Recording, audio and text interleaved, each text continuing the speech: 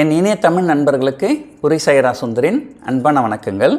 நான் இந்த எபிசோடில் ஒரு முக்கியமான விஷயத்தை பற்றி பேச போகிறேன். இது என்னென்னா வீக்ஸ் கர்வ் இன்வர்ஷன் அப்படின்னு ஒரு விஷயம் இருக்குது. ஸோ அப்படின்னா என்ன, அதை பற்றி தான் இந்த வீடியோவில் நம்ம பற்றி பேச போகிறோம். மார்க்கெட்டை பற்றி பேசும்போது பொதுவாக சொல்லுவாங்க, the market is all about fear and greed அப்படின்னு சொல்லுவாங்க. இந்த ஷேர் ஏறுது சார் வாங்குங்க சார், ஏறிடும் அப்படின்வாங்க. ஷேர் வச்சுருந்தீங்கன்னு வச்சுங்களேன், ஐயோ சார் இறங்குது விற்றுருங்க அப்படின்வாங்க. ஸோ இதுதான் ஃபியர் அண்ட் கிரீட். மார்க்கெட் ஏறும்போது அப்படியே கிரீடினஸ் வரும், இன்னும் நிறைய பணம் பண்ணணுன்ட்டு.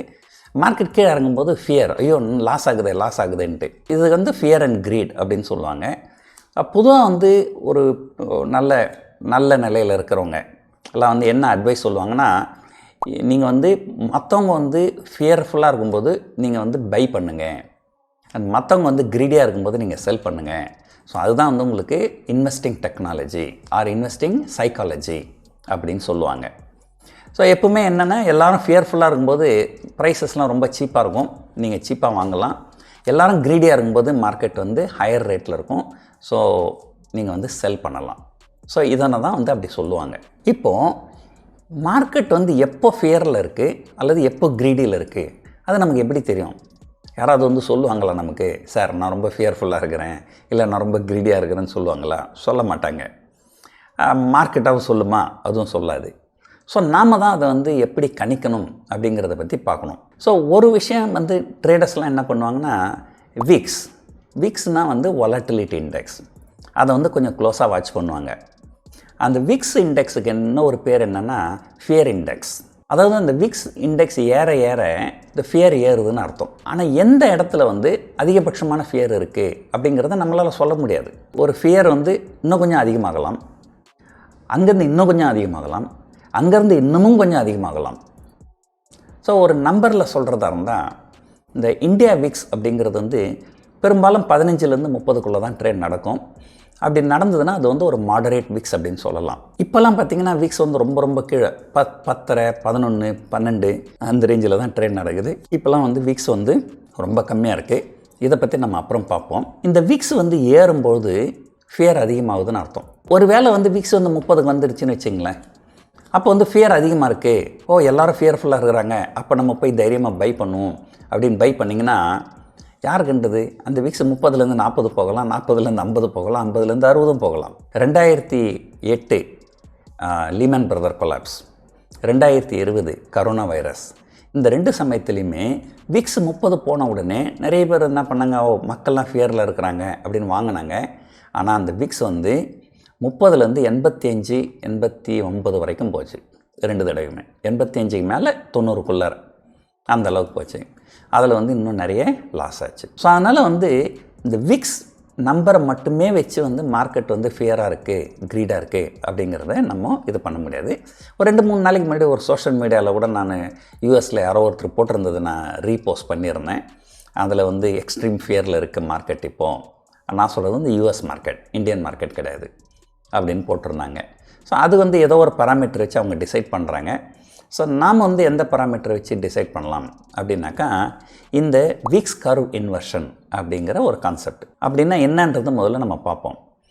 ஸோ இப்போ உங்கள்கிட்ட நான் என்ன சொன்னேன், இந்தியா விக்ஸ் அது வாலட்டிலிட்டி இண்டெக்ஸ்.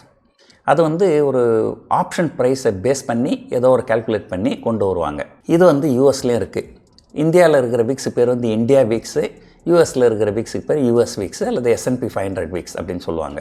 நம்ம நாட்டுக்கும் அந்த நாட்டுக்கும் என்ன வித்தியாசம்னா, இந்தியாவில் நிஃப்டி 50 அப்படின்னு இருக்குது. நிஃப்டி 50ங்கிறது என்னது? இந்தியாவில் இருக்கிற டாப் 50 கம்பெனிகளுடைய ஆவரேஜ் ப்ரைஸ், அதுதான் இந்த நிஃப்டி 50. நான் ரொம்ப சிம்பிளாக சொல்கிறேன் உங்களுக்கு. அது வெயிட்டட் ஆவரேஜ், அதெல்லாம் காம்ப்ளிகேட்டட் திங். நான் ரொம்ப சிம்பிளாக சொல்லணுன்னா, இந்தியாவில் இருக்கிற டாப் 50 கம்பெனியினுடைய ஆவரேஜ் ப்ரைஸ் தான் நிஃப்டி. அது ஒரு நம்பர். அந்த நம்பரை உங்களால் ட்ரேட் பண்ண முடியாது. அதுக்கு பதில் என்ன பண்ணாங்க, நிஃப்டி ஃபியூச்சர் அப்படின்னு ஒன்று இருக்கும். அந்த நிஃப்டி ஃபியூச்சரில் நீங்கள் ட்ரேட் பண்ணலாம். நிஃப்டி ஃபியூச்சரும் நிஃப்டி ஸ்பாட்டும் ஏறக்குறைய ஒரே அளவு தான் இருக்கும். பட் நிஃப்டி ஃபியூச்சர்ன்றது கொஞ்சம் ப்ரீமியத்தில் நடக்கும். ஏன்னா நிஃப்டி ஃபியூச்சர்ன்றது ஒரு மாதம் கழிச்சு எக்ஸ்பைரி ஆகும்.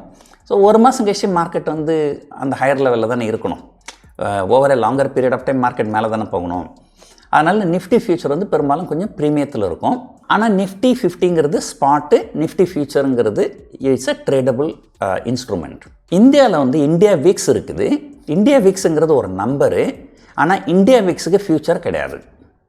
ஒரு காலத்தில் கொண்டு வந்தாங்க என்எஸ்சியில், அதில் சுத்தமாக லிக்விடிட்டியே இல்லை, பையரும் இல்லை செல்லரும் இல்லை, அதனால் அதை நிறுத்திட்டாங்க.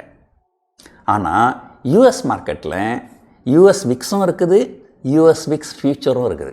இங்கே எப்படி நிஃப்டி ஃபியூச்சர் வந்து எப்பவுமே வந்து நிஃப்டி ஸ்பாட்டை விட கொஞ்சம் ப்ரீமியத்தில் இருக்குமோ, அதே போல் அங்கே யூஎஸ் விக்ஸ் ஃபியூச்சர் வந்து விக்ஸ் ஸ்பாட்டை விட கொஞ்சம் ப்ரீமியத்தில் தான் ட்ரேட் நடக்கும். ஆனால் ஒரு சில நேரங்களில் மார்க்கெட் வந்து ரொம்ப ஃபியர்ஃபுல், அதிகமான ஃபியரில் இருக்கும்போது என்ன நடக்கும்னாக்கா, விக்ஸ் ஃபியூச்சர் வந்து விக்ஸ் ஸ்பாட்டை விட டிஸ்கவுண்ட்டில் ட்ரேட் நடக்கும், குறைவான விலையில் ட்ரேட் நடக்கும். ஆக்சுவலாக அது உண்மை என்னென்னா, ஸ்பாட் வந்து ஃபியூச்சரை விட அதிகமான ப்ரீமியத்தில் ட்ரேட் நடக்குது.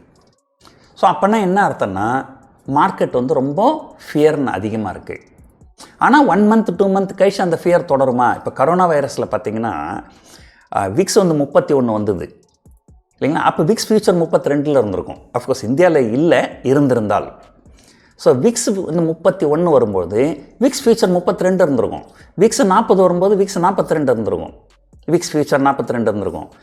ஸோ அது என்ன ஆகும், அந்த ஃபியர் இருந்ததுன்னா அந்த ஃபியர் இன்னும் அதிகமாகினே போகிறதுக்கு வாய்ப்புகள் இருக்குது அப்படின்னு அர்த்தம். ஆனால் இப்போ யூஎஸில் எப்படி இருக்குன்னா, விக்ஸ் வந்து 20ல் இருக்குது, 1 மந்த் 2 மந்த் கழிச்சு விக்ஸ் ஃபியூச்சர் வந்து 19ல் இருக்குது. அப்படின்னா என்ன அர்த்தம்? ஸோ இப்போது ஃபியர் அதிகமாக இருக்குது, பட் ஒரு 2 to 3 months down the line வந்து அந்த ஃபியர் வந்து குறையிறதுக்கு வாய்ப்புகள் நிறைய இருக்குது. அப்படின்னு சொல்லும்போது தான் இப்போ வந்து மார்க்கெட் வந்து ஒரு எக்ஸ்ட்ரீம் ஃபியரில் இருக்குது அப்படிங்கிற ஒரு கன்க்ளூஷனுக்கு வரலாம். எதனால் இதை பற்றி இப்போ பேசுகிறேன்னா, இந்த வாரம் அது வந்து யூஎஸில் நடந்தது. ஸோ யூஎஸில் பாண்ட் ஈல்டெலாம் கொஞ்சம் ஷூட்டப் ஆக ஆரம்பித்த உடனே அங்கே மார்க்கெட்டில் ரொம்ப வாலடைல் ஆகிட்டு, ஸோ இப்போது கடந்த வாரம் வந்து யூஎஸ் விக்ஸ் ஃபியூச்சர் வந்து யூஎஸ் விக்ஸ் ஸ்பாட்டை விட குறைவாக ட்ரெண்ட் நடக்குது, அல்லது விக்ஸ் ஸ்பாட் வந்து ஃபியூச்சரோட ப்ரீமியத்தில் ட்ரெண்ட் நடக்குது. ஸோ பொதுவாக இந்த மாதிரி நடக்கும்போது கண்டிப்பாக மார்க்கெட் பாட்டம் அவுட் ஆகும்னு சொல்ல முடியாது.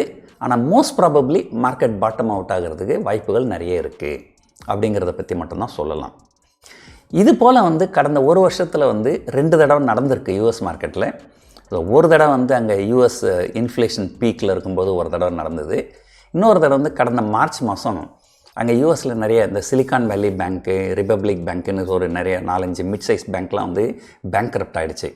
அப்போ இந்த மாதிரி எக்ஸ்ட்ரீம் ஃபியர் இருந்தது. எக்ஸ்ட்ரீம் ஃபியர் இருக்கும்போது அது எப்படி கண்டுபிடிப்பாங்கனாக்கா, அது வந்து கரண்ட் ப்ரைஸ், அதாவது ஸ்பாட் ப்ரைஸ் வந்து அதிகமாகவும் ஃப்யூச்சர் ப்ரைஸ் குறைவாகவும் இருந்தால், ஸோ அது வந்து மார்க்கெட் வந்து இப்போதைக்கு எக்ஸ்ட்ரீம் ஃபியரில் இருக்குது அப்படின்னு ஒரு கன்க்ளூஷன் வருவாங்க. இதுக்கு பேர் தான் வந்து விக்ஸ் கர்வ் இன்வர்ஷன் அப்படின்ட்டு. ஸோ இந்த விக்ஸ் கர்வ் இன்வர்ஷன் வந்து இப்போ யூஎஸில் வந்திருக்குது. ஸோ நம்ம பார்ப்போம் யூஎஸ் மார்க்கெட்ஸ் பாட்டம் அவுட் ஆகுதா அல்லது தொடர்ந்து கீழே விழுதா அப்படின்றது. ஆனால் பாட்டம் அவுட் ஆகிறதுக்கு உண்டான வாய்ப்புகள் நிறைய இருக்குது அப்படின்னு சொல்கிறாங்க. சரி, இது வந்து நமக்கு எந்த அளவுக்கு பயன்படும்? ஏன்னா யூஎஸ் மார்க்கெட்டுக்கும் நம்ம மார்க்கெட்டுக்கும் ஒரு 7ஆம் பொருத்தம்னே சொல்லலாம். செப்டம்பர் மாதம் முதல் 2 வாரம் வந்து உலகத்தில் எல்லா பங்கு சந்தைகளும் கீழே போயின்னு இருந்தது.